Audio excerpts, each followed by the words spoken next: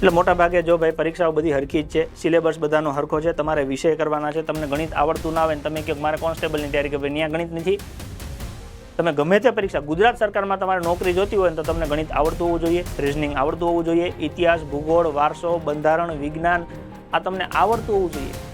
Constable સિવાયની પરીક્ષાની તૈયારી કરતા હોય તો ગુજરાતી અને ઇંગ્લિશ તમને આવડતું હોવું જોઈએ. આ શીખવા માટે 6 થી લઈ 9 થી લઈને 12 મહિના જેટલો મિનિમમ સમય લાગે. તમે તીવ્ર વિદ્યાર્થી હો તો 6 મહિનામાં પૂરું કરી શકો, માપે હો તો 9 મહિના અને ખૂબ થોડાક આમ નબળા હો તો વર્ષ લાગે.